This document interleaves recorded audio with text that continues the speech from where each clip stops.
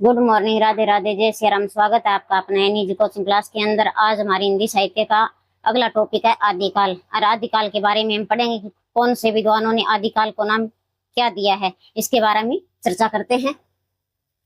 तो पहले देखते हैं आदिकाल।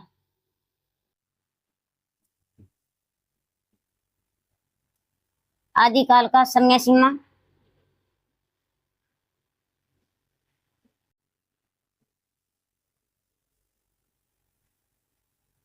हजार ईस्वी से 1350 ईस्वी।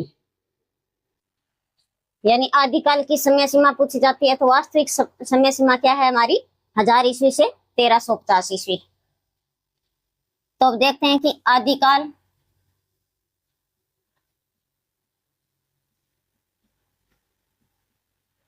हिंदी साहित्य का प्रथम चरण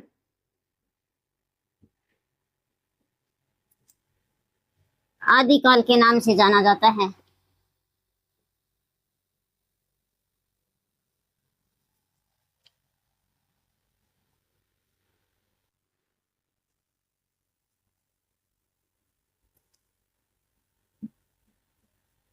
भारतीय इतिहास की दृष्टिकोण से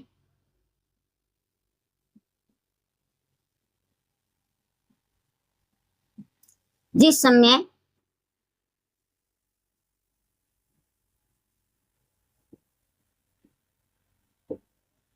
सम्राट हर्षवर्धन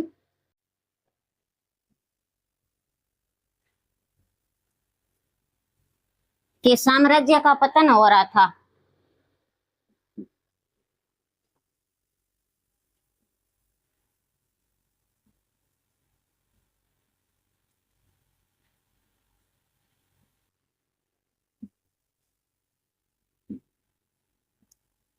उस समय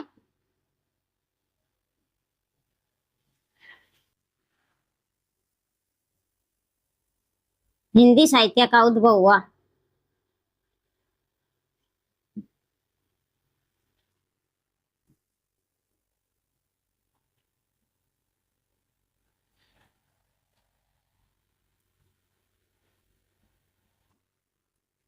और प्रारंभिक काल में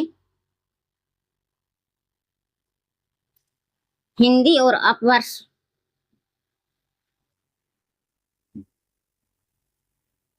का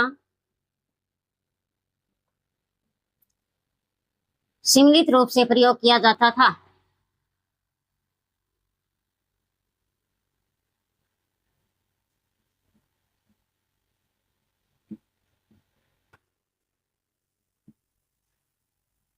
और बाद में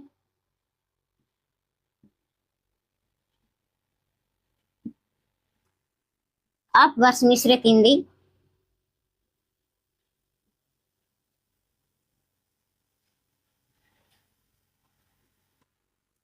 को विद्वानों ने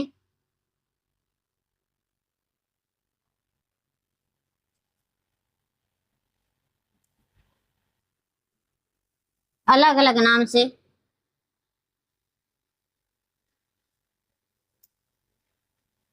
उल्लेख किया।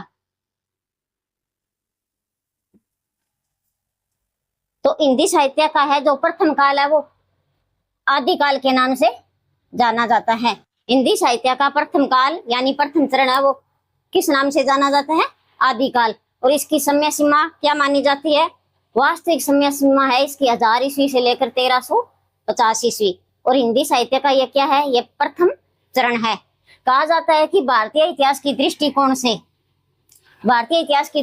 से जब सम्राट हर्षवर्धन का साम्राज्य का पतन हो रहा था, क्या सम्राट हर्षवर्धन के साम्राज्य का पतन हो रहा था, तो उस समय क्या है? हिंदी साहित्य का उद्भव हुआ। और प्रारंभिक काल में हिंदी और अपभ्रंश दोनों भाषाओं का क्या है? समान रूप से प्रयोग किया जाता था। और बाद में अपभ्रंश और मिश्रित हिंदी भाषा, इन दोनों को क्या है? अलग अलग विद्वानों ने अलग अलग नाम दिया है। तो एक बार आप क्या है स्क्रीनशॉट ले सकते हो।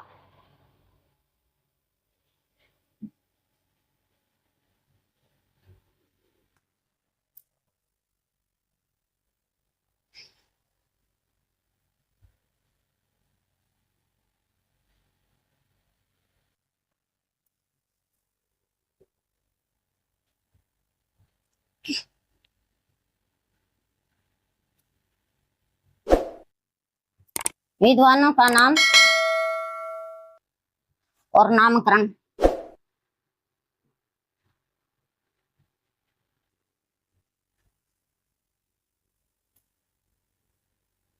डॉक्टर भोला शंकर व्यास,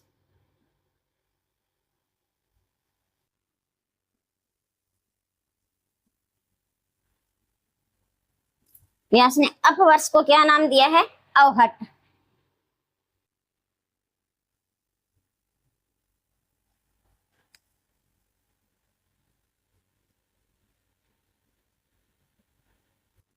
आचार्य रामचंद्र शुक्ल,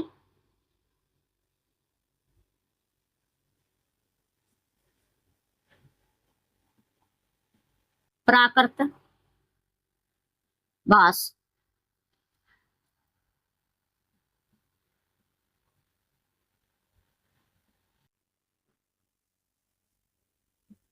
चंद्रदास शर्मा गुलेरी, पुरानी हिंदी।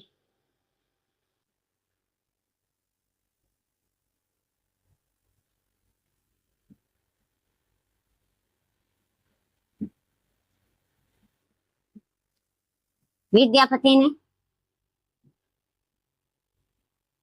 बेसिल बनिया। और डॉक्टर नगेंद्र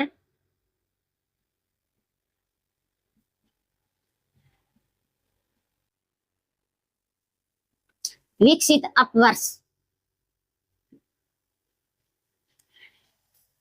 तो यानी विद्वानों, ये विद्वान है और उन्होंने अपवर्ष भाषा का क्या क्या नाम रखा है? डॉक्टर भोला शंकर व्यास के अनुसार तो अपवर्ष क्या है? उन्होंने अवट नाम दिया है।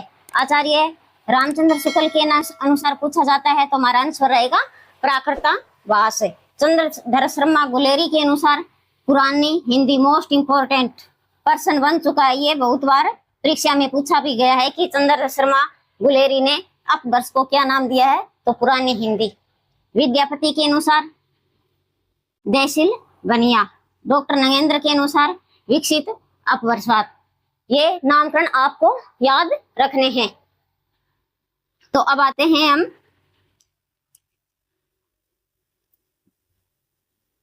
आचार्य हजारी प्रसाद द्विवेदी ने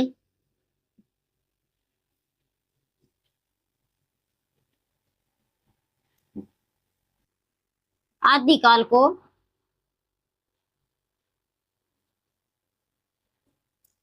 विरोधों और वैज्ञानिकों का काल का है।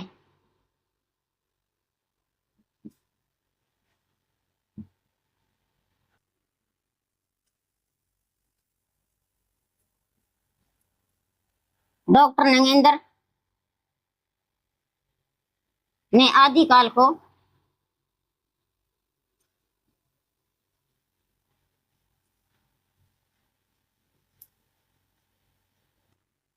आक्रमणों और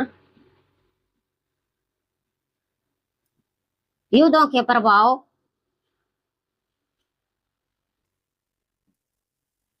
की मन स्थिति का प्रतिफल कहा है।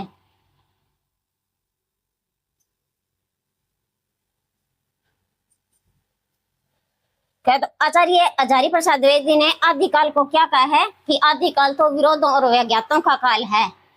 यह परिभाषा किसकी है? आचार्य रामचंद्र शुक्ल के अनुसार। अगर डॉक्टर नगेंद्र के अनुसार पूछा जाता है तो उन्होंने आदिकाल को क्या कहा है कि आदिकाल आक्रमणों और युद्धों के प्रभावों की मनस्थिति का क्या है? प्रतिफल है। तो आप एक बार क्या है स्क्रीनशॉट ले सकते हो।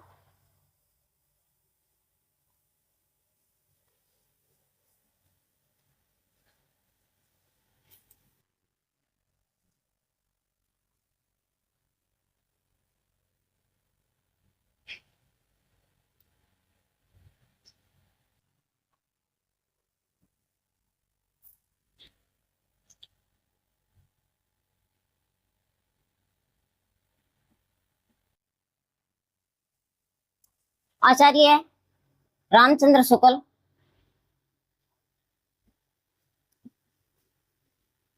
ने काल विभाजन की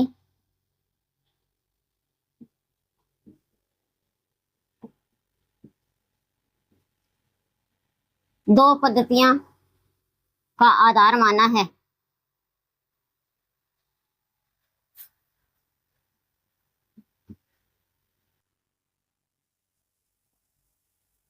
आचार्य रामचंद्र शुक्ल ने क्या है, काल विभाजन की दो पद्धतियों को आधार माना है।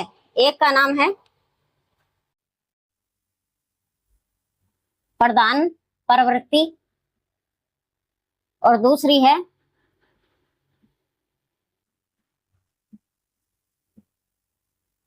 ग्रंथों की प्रसिद्धि।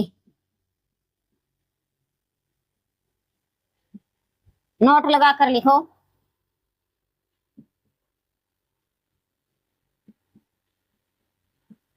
आचार्य रामचंद्र शुक्ल के काल विभाजन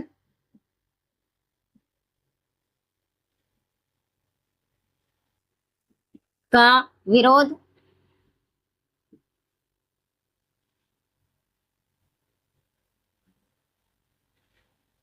सर्वाधिक विरोध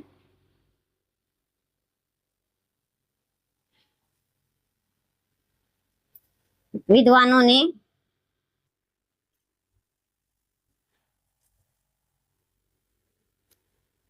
वीर गाथा काल का किया है।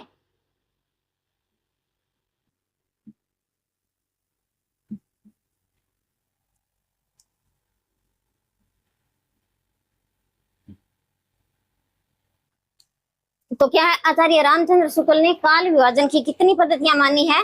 काल विभाजन की उन्होंने दो पद्धति मानी है। एक तो उनकी है कि प्रधान प्रवृत्ति, दूसरी है ग्रंथों की प्रसिद्धि।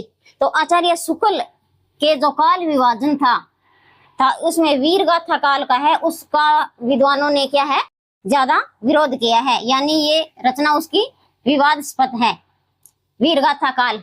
तो एक बार मैं आपको बताती हूँ कि जो मैंने आपको पिछली वीडियो में आचार्य रामचंद्र शुक्ल के जो काल बताया था, यानी आदिकाल को उन्होंने क्या है, वीर गाथा काल दिया है। वहां मैंने गलती से क्या है, वीर काल लिखा है, गलती से वीर काल लिखवा दिया है। तो उसको आप क्या है, वहां सही कर लेना, वहां आएगा वीर गाथा काल, वीर गाथा काल। और इस वीर गाथा काल को उन्होंने क्या है, दो भागों में डिवाइड किया था। कितने भागों में? दो भागों में। एक का तो नाम है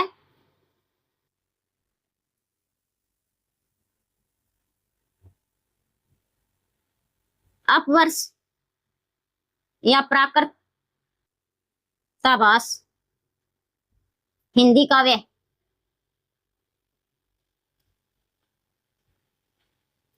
और दूसरा नाम है वीर गाथा काल। उसका समय माना है उन्होंने विक्रम संवत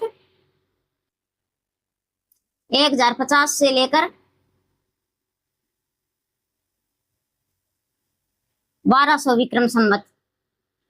और वीर गाथा काल का अगर समय पूछा जाता है तो वो 1200 विक्रम संवत से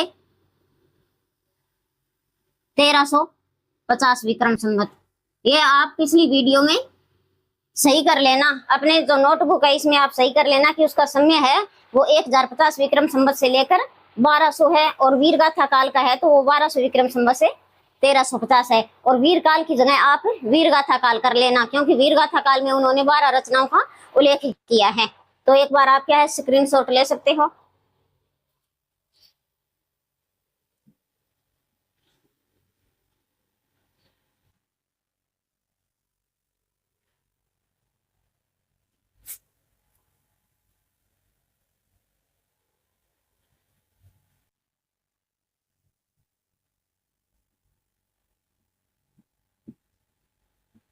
आदिकाल का नामकरण।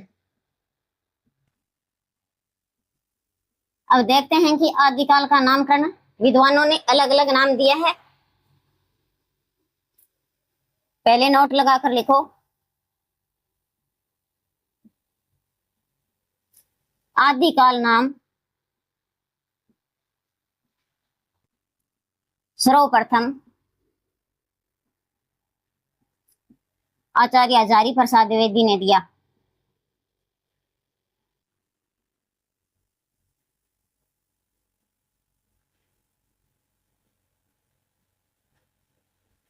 यानी आदिकाल को आदिकाल नाम देने वाला सर्वप्रथम विद्वान पूछा जाता है तो वो कौन आएगा? हजारी प्रसाद द्विवेदी। उन्होंने आदिकाल को आदिकाल नाम दिया है। अब देखते हैं कि अलग विद्वान कौन है।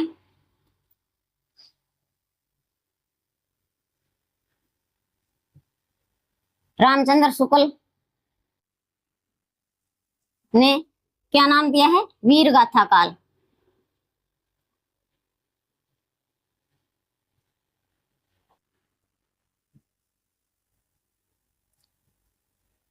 और तीसरा विद्वान आता है महावीर प्रसाद द्विवेदी।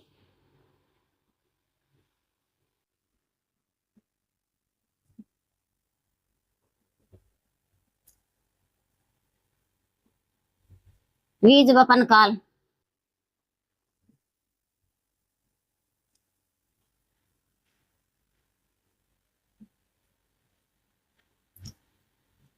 राहुल साकृत्यान।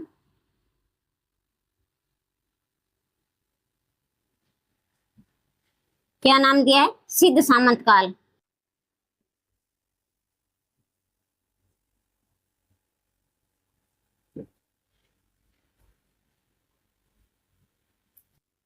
मिश्र बंधु।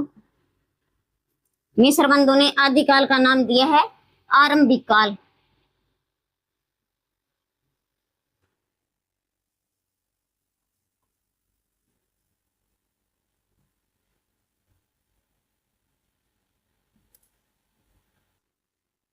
राम कुमार वर्मा।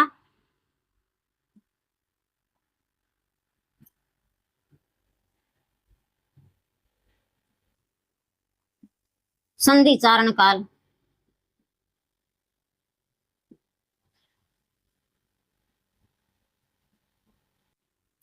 Charles Abraham ग्रेसरन। चारण काल।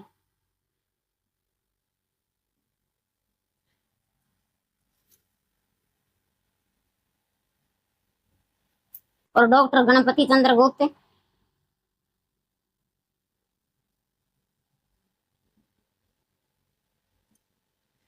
प्रारंभिक काल।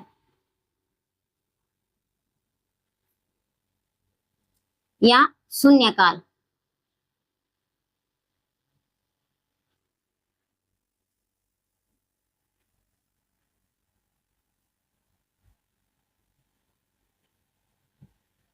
डॉक्टर विश्वनाथ त्रिपाठी ने वीर काल।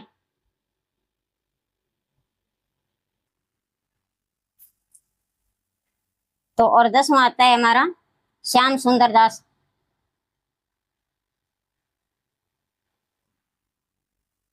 श्याम सुंदर दास ने भी क्या नाम दिया है? वीर काल अपवर्ष।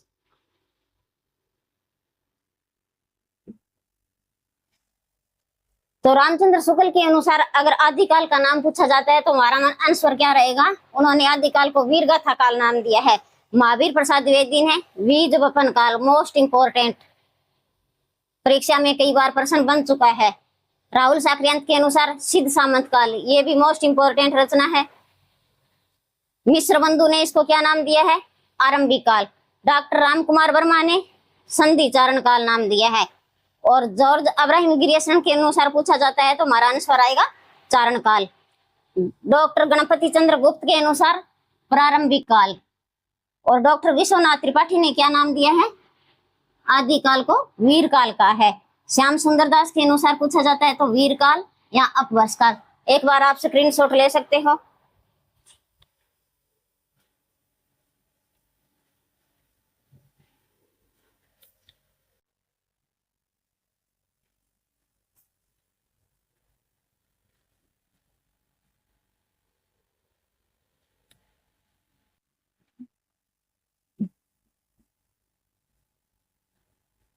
रमा शुक्ल रसाल के अनुसार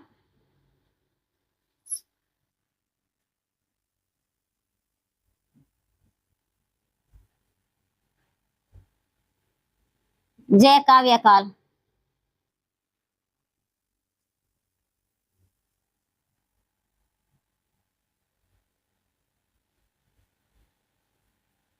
चंद्रधर शर्मा गुलेरी अपवर्ष काल।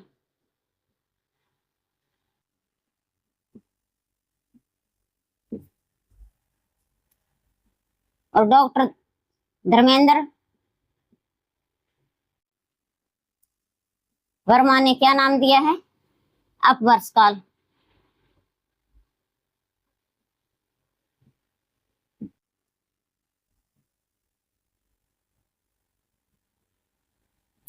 डॉक्टर वचन सिंह ने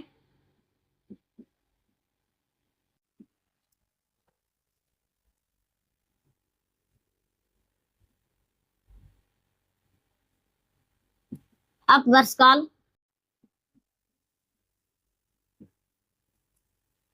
जातीय साहित्य का उदय।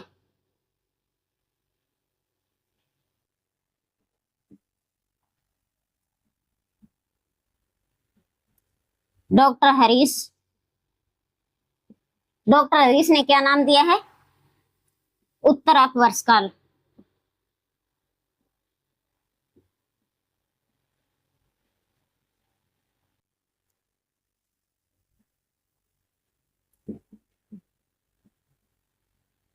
हरीश वर्मा और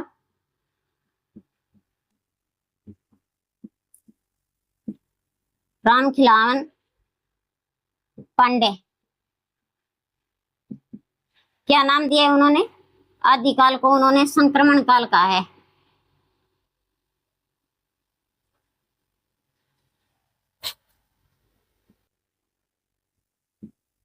और रामनिवास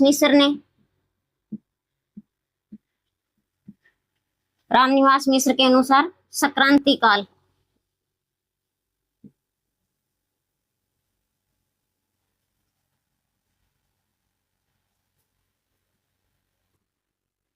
डॉक्टर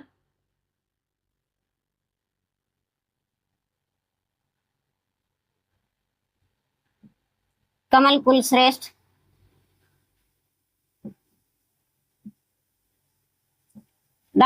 कुलश्रेष्ठ ने क्या दिया है? इसका नाम आदिकाल का अंधकार काल।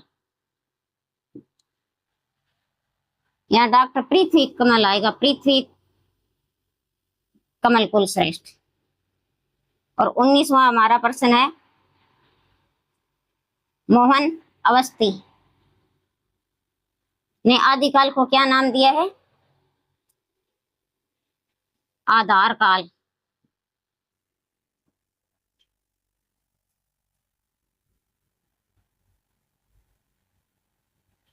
डॉक्टर श्लेष जेदी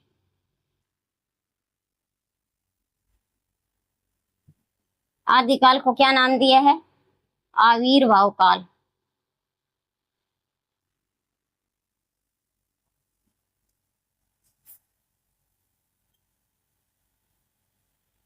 डॉक्टर वासुदेव के अनुसार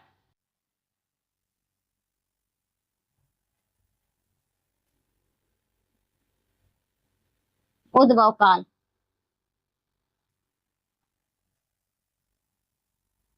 और 22वीं रचना है हमारी डॉक्टर शंभुनाथ के अनुसार। क्या नाम है? शंभुनाथ ने क्या नाम दिया था? प्राचीन काल।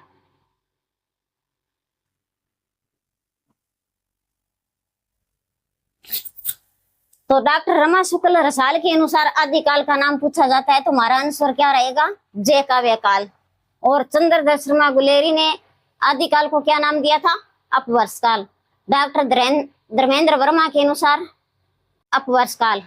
डॉक्टर धर्मेंद्र वर्मा, इसका जिक्र हमने क्या है? पहले किया है, यानी पहले वाली वीडियो में इसके बारे में हमने वर्णन किया था।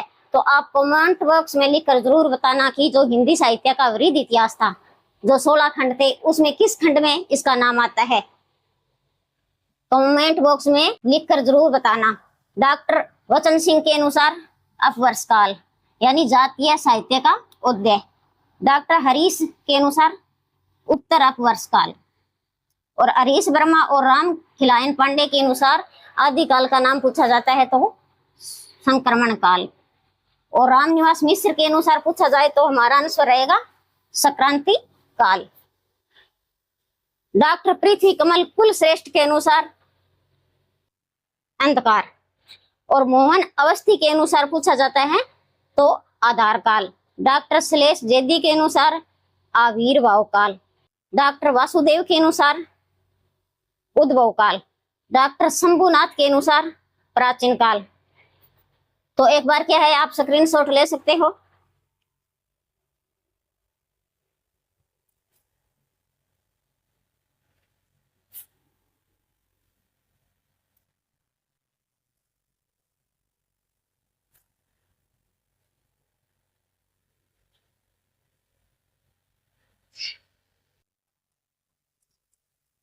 एक लेखक और है,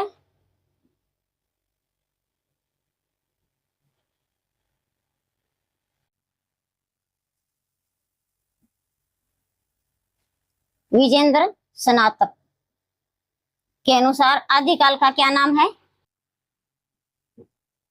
वीर प्रशस्ति काल।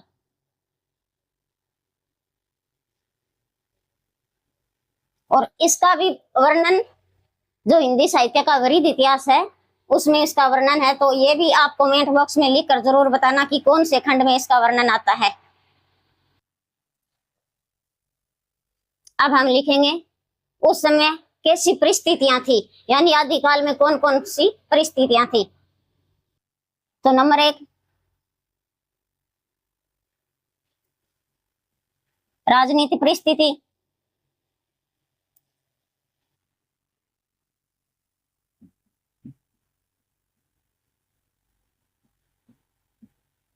और नंबर 2,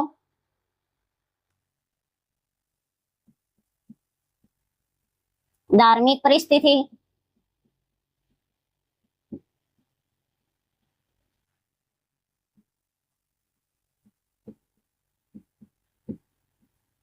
सामाजिक परिस्थिति।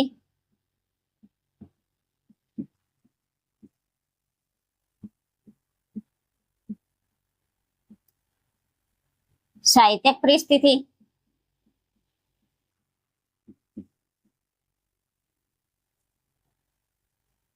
और सांस्कृतिक परिस्थिति।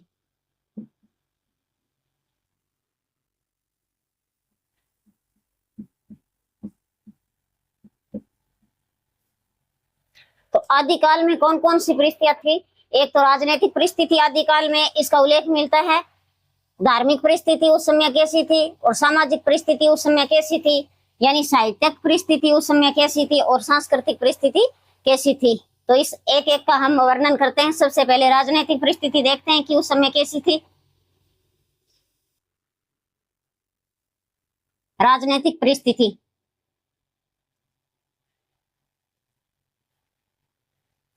तो यह काल क्या था? अशांति का काल था।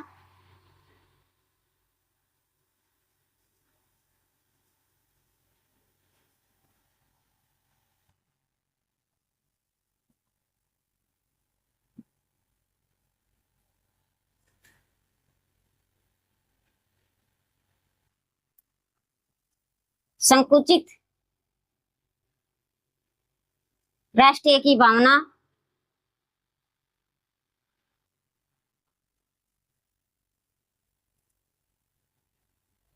अराजकता, गृह युद्ध,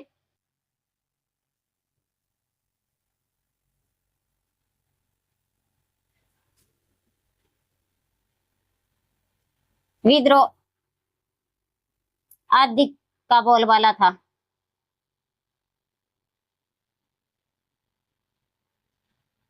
यानी उस समय राजनीतिक परिस्थिति क्या थी कि वह काल अशांति का काल था, यानी उस समय शांति नहीं थी, अशांति थी। और संकुचित राष्ट्रीय का भावना थी, क्योंकि उस समय राजा हर्षवर्धन है उसके साम्राज्य का क्या है, पतन हो रहा था। और तो राजा है वो अपने अपने राज्य के साम्राज्य का विकास करना चाहते थे और पूरे राष्ट्र को लेकर नहीं चलते थे। उस समय अराजकता थी, गृह युद्ध भी था और विद्रोह की भावना भी पनप रही थी।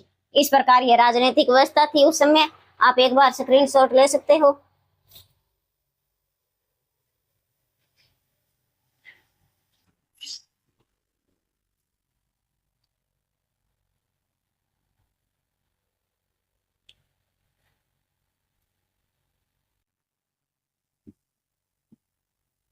धार्मिक परिस्थिति, धार्मिक परिस्थिति कैसी थी? धार्मिक मत मतांतर का अस्तित्व था।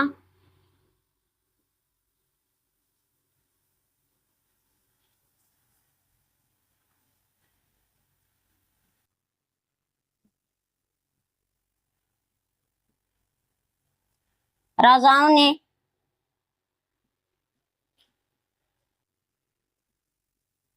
राजाओं पर शैव धर्म का प्रभाव था।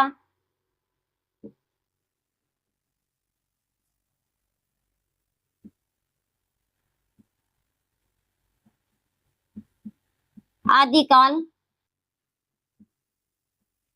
धार्मिक दृष्टि से तीन संप्रदायों में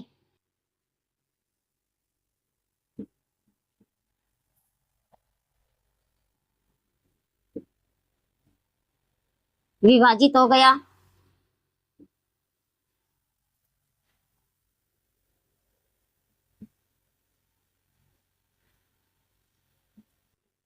जैन संप्रदाय,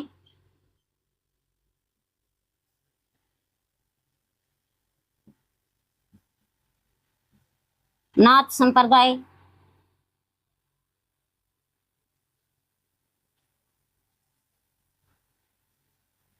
सिद्ध संप्रदाय।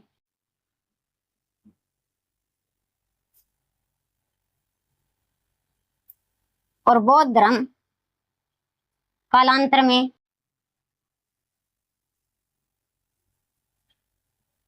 वज्रयान बन गया।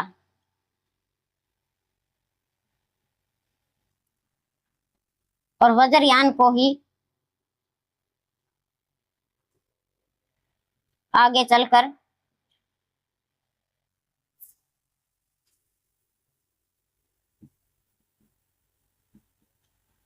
सिद्ध कहने लगे।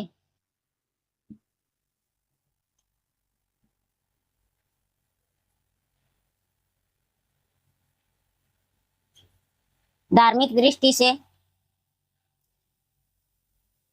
वातावरण दूषित था।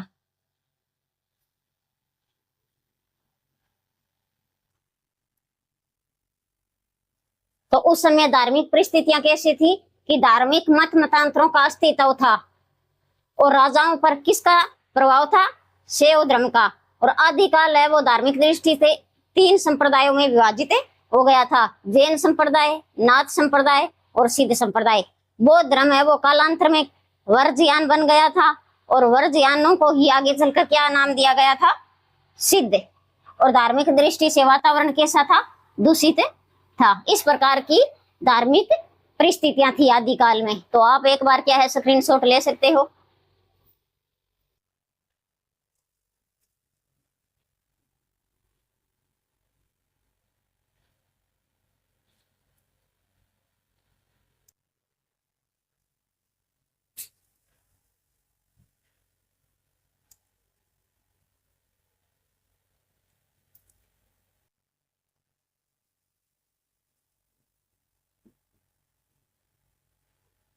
सामाजिक परिस्थिति, सामाजिक परिस्थिति कैसी थी? जनता शासन व धर्म दोनों से निराशित थी।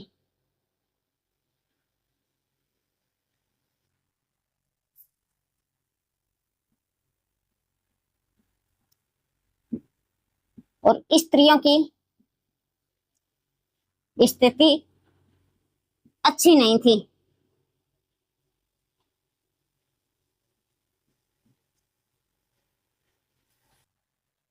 तो सामाजिक परिस्थिति कैसी थी? जनता है वो शासन और धर्म दोनों से क्या थी? निराश थी। उस समय न तो शासन अच्छा था और न ही धर्म। और स्त्रियों की स्थिति है वो क्या है? अच्छी नहीं थी, क्योंकि उस समय है वो पर्दा प्रथा, सती प्रथा जैसी कुरीतियां फैली हुई थी। और जो राजा थे वो क्या है? साम्राज्य का विभाजन हो जाने के कारण राजाओं का दबदबा बना रहा और जो ब्राह्मण का वर्चस्व था उसको भी क्या खतरा हो रहा था। तो उस समय उनकी सामाजिक परिस्थिति है वो बिल्कुल भी अच्छी नहीं थी।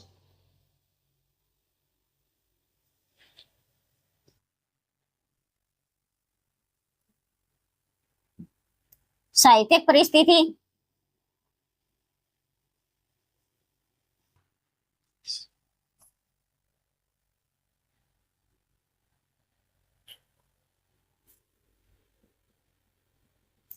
चारण जाति,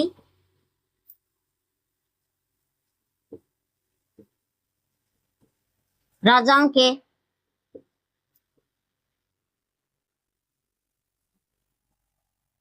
आश्रयों में रहते थे।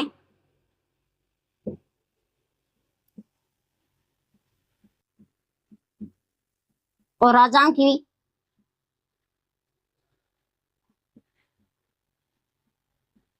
अतिशयोक्तिपूर्ण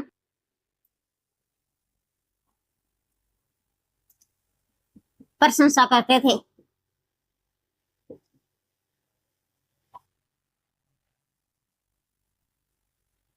और युद्ध भूमि में जाकर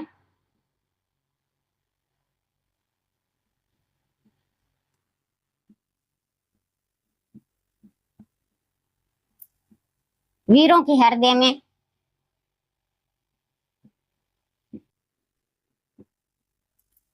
उत्सव है, उमंग भरता वही समान पाता था।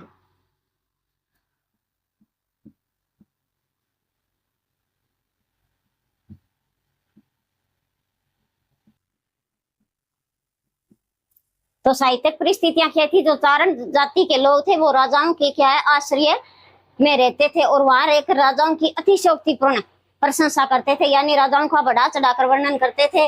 और जो युद्ध भूमि में जो वीर जाते थे उनके हृदय में उत्सव है उमंग बरतते थे, वे ही क्या है सम्मान पाते थे। इस प्रकार साहित्यिक परिस्थितियां आदिकाल में थी।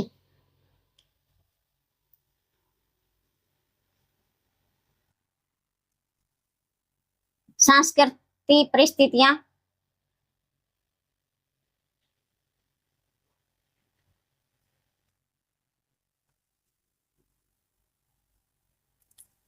सम्राट हर्षवर्धन के समय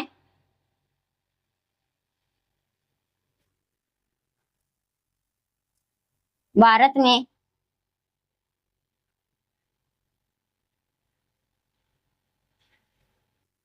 सांस्कृतिक अपने उच्च शिखर पर थी।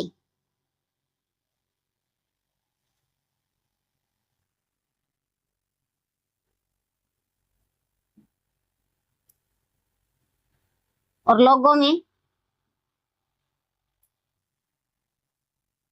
राष्ट्रीय की भावना थी। उस समय क्या है सांस्कृतिक परिस्थिति बहुत ही अच्छी थी, यानी वो अपने आप में उच्च शिखर पर थी और लोग है वो राष्ट्रीय की एकता के सूत्र में बंधे हुए थे। तो एक बार आप क्या है स्क्रीनशॉट ले सकते हो।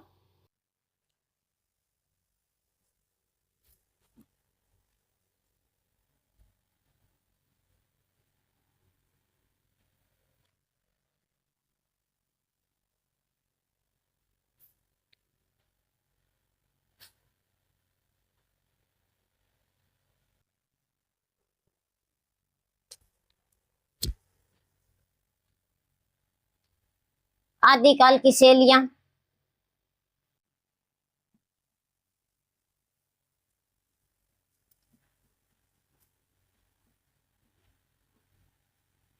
आदिकाल की शैली यानी उस समय दो प्रमुख शैली थी, एक डिंगल शैली और दूसरी है पिंगल शैली।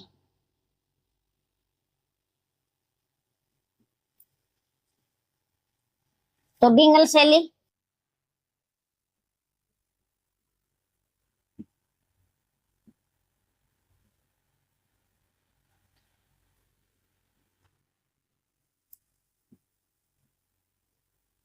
राजस्थानी मिश्रित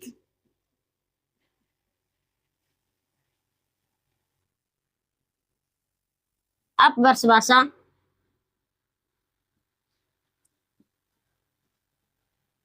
को डिंगल शैली कहते हैं।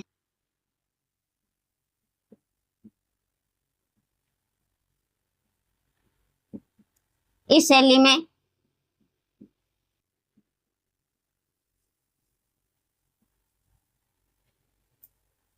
कर्कश व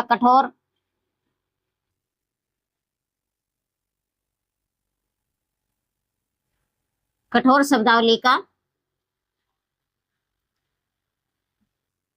प्रयोग किया जाता है।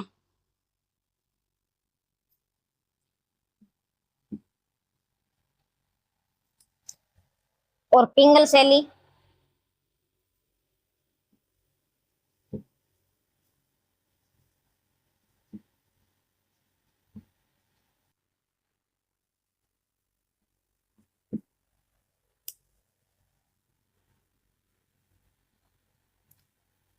ब्रज भाषा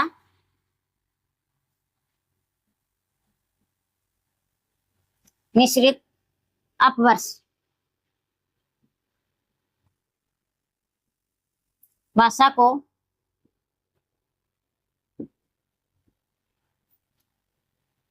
पिंगल शैली कहा जाती है।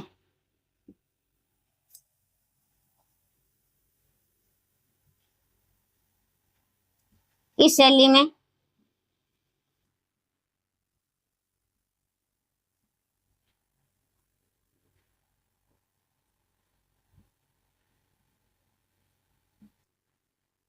कोमलकांत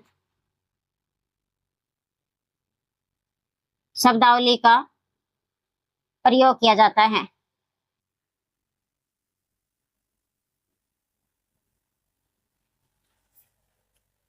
तो यानी आदिकाल की प्रमुख दो शैलियां थी, एक कौन सी डिंगल शैली थी और दूसरी पिंगल शैली। यानी डिंगल शैली में कौन कौन सी भाषा आती है, एक तो राजस्थान मिश्रित प्लस अपवर्ष भाषा को डिंगल शैली कहते हैं। इसमें क्या है, कर्कश व कठोर शब्दावलियों का प्रयोग किया जाता है। पिंगल शैली में ब्रज भाषा मिश्रित प्लस में अपवर्ष भाषा को पिंगल शैली कहते हैं। इसमें क्या है, कोमलकांत शब्दावली का प्रयोग किया जाता है। मोस्ट इंपोर्टेंट पूछा जा सकता है कि डिंगल शैली में कौन कौन सी भाषा आती है, तो ये राजस्थान प्लस अपवर्ष भाषा। और पिंगल शैली के अंदर पूछा जाता है तो हमारा आंसर रहेगा ब्रज भाषा मिश्रित अपवर्ष भाषा। तो एक बार क्या है, आप स्क्रीनशॉट ले सकते हो।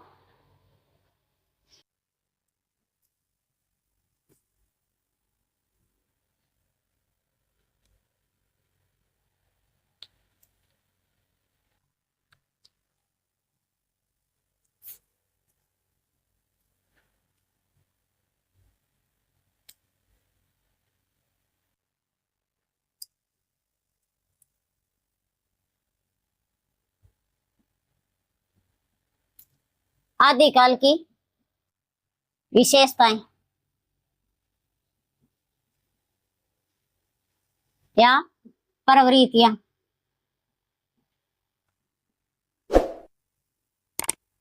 तो आदिकाल में विशेषता या प्रवृत्तियां क्या क्या थी, लिखो। नंबर 1,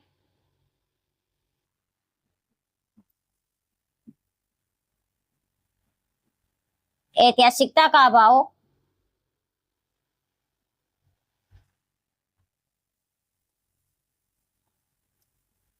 युद्धों में सजीवता।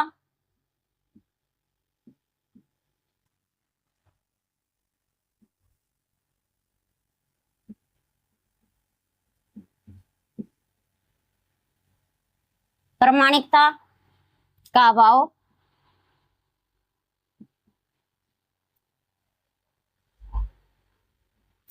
वीर व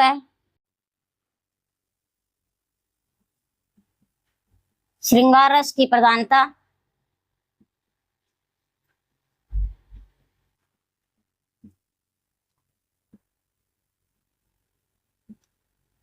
डिंगल प्लस पिंगल शैली का प्रयोग।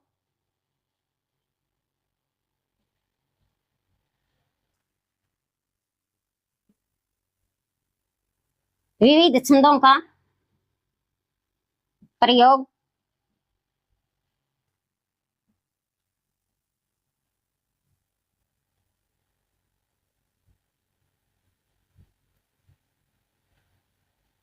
स्वयं श्रृंगार की प्रधानता।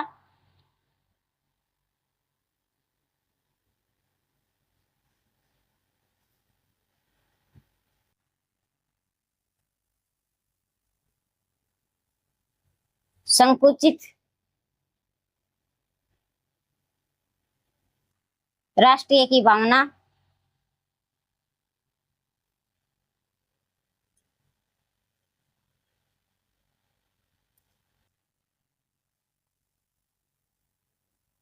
व्यापक राष्ट्रीय का अभाव।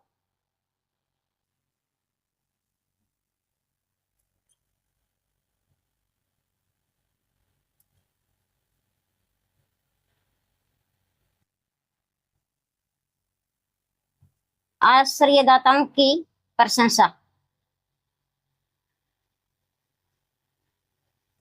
ये 10 प्रमुख विशेषता है आदिकाल की। यानी आदिकाल में ऐतिहासिकता का अभाव था, युद्धों में क्या है सजीवता थी, प्रामाणिकता का अभाव था, वीर और श्रृंगार रस की क्या है प्रधानता थी, डिंगल शैली और पिंगल शैली का क्या है प्रयोग किया जाता था, विविध छंदों का भी प्रयोग किया गया था, संयोग श्रृंगार की प्रधानता थी। कौन सा? संयोग श्रृंगार की प्रधानता। और संकुचित राष्ट्रीय की भावना थी, मैं की अभाव।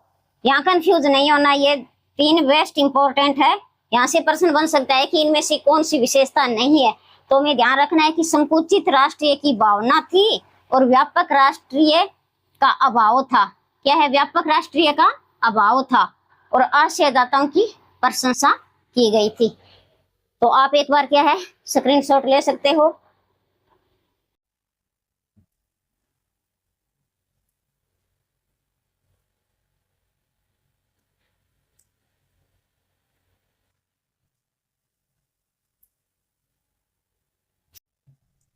अब हम देखेंगे हिंदी साहित्य के आदि कवि।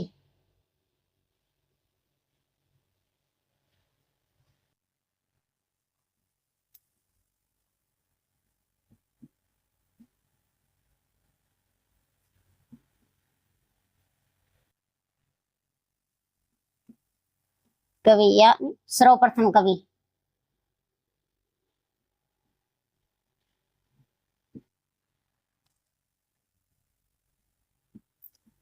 शिव सिंह सेंगर के अनुसार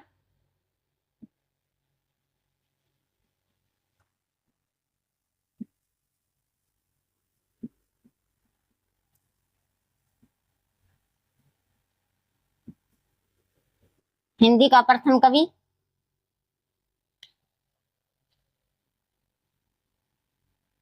पुष्य या पुष्प या पुष्प दत्त।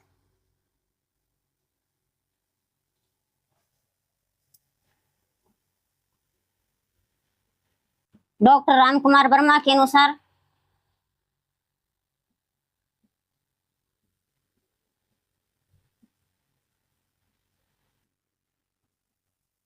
डॉक्टर रामकुमार वर्मा के अनुसार हिंदी का पहला कवि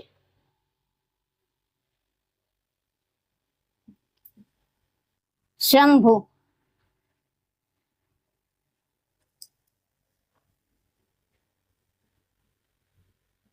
डॉक्टर गणपति चंद्र गुप्त के अनुसार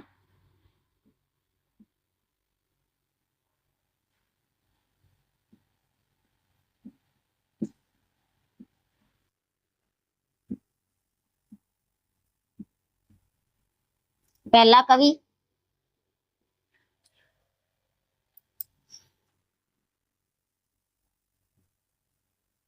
शालीभद्र सूरी।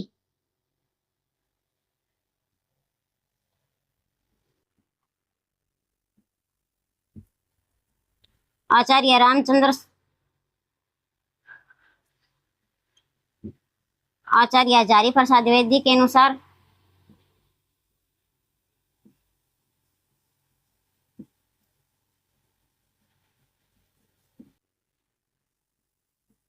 पहला कवि अब्दुल रहमान।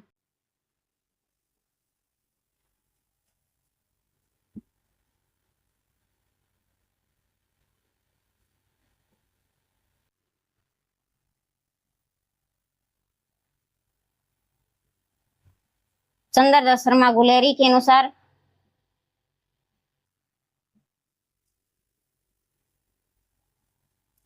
पहला कवि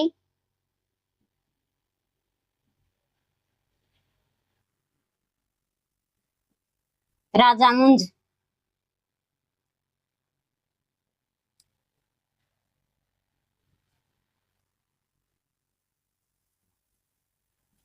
आचार्य रामचंद्र शुक्ल के अनुसार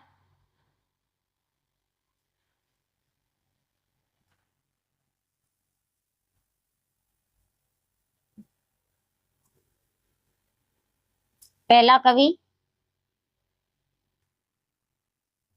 राजा मुंज और पहला महाकवि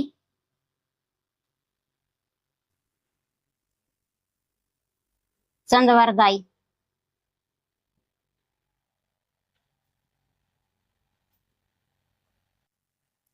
डॉक्टर वचन सिंह के अनुसार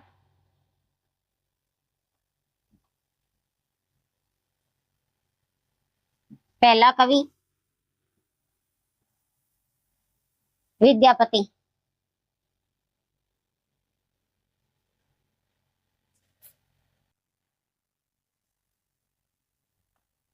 और राहुल साकृत्यान के अनुसार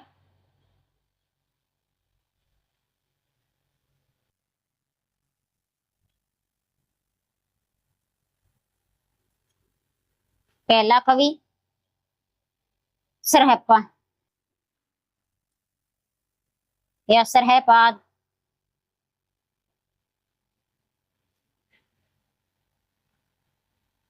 सरोज वज्र। तो अब हम देखते हैं कि हिंदी साहित्य का आदि कवि यानी सर्वप्रथम कवि कौन कौन से हैं। तो शिव सिंह सेंगर के अनुसार तो हिंदी का पहला कवि पूछा जाता है तो हमारा आंसर रहेगा पुष्य, पुष्प या पुष्प दत्त। डॉक्टर राम कुमार वर्मा के अनुसार यदि हिंदी का पहला कवि पूछा जाता है तो हमारा आंसर रहेगा स्वयंभू।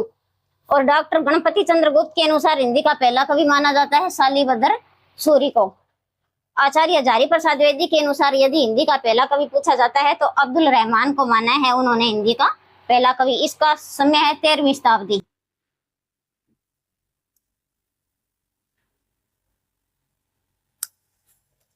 और चंद्रदास शर्मा गुलेरी के अनुसार अगर हिंदी का पहला कवि पूछा जाता है तो वो राजा मुंज है। आचार्य रामचंद्र शुक्ल के अनुसार हिंदी का पहला कवि राजा मुंज और पहला महाकवि चंद्रवरदाई। डॉक्टर वचन सिंह के अनुसार पहला कवि पूछा जाता है तो विद्यापति। और राहुल साकृत्यान के अनुसार हिंदी का पहला कवि है वो सरहप्पा या सरहपाद या सरोज वर्ज। यही सर्वमान्य है, यानी सीधा प्रश्न आ जाए कि हिंदी का पहला कवि कौन सा है तो हमारा आंसर रहेगा सरहपाद या सरहप्पा। सर्वमान्य सर्वमान्य हिंदी का पहला कवि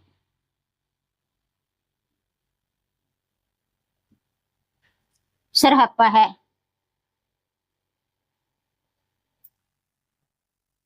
नोट लगाकर लिख लो ये, यानी हिंदी का पहला कवि पूछा जाता है तो हमारा आंसर रहेगा सरहप्पा। और अलग अलग विद्वानों का नाम देखकर फिर पूछा जाता है तो ये जो मैंने आपको बताए हैं उन्होंने इनको हिंदी का पहला कवि माना है। तो आज की हमारी वीडियो यहीं तक, मिलते हैं नेक्स्ट वीडियो में, तब तक के लिए धन्यवाद। जय हिंद, वंदे मातरम।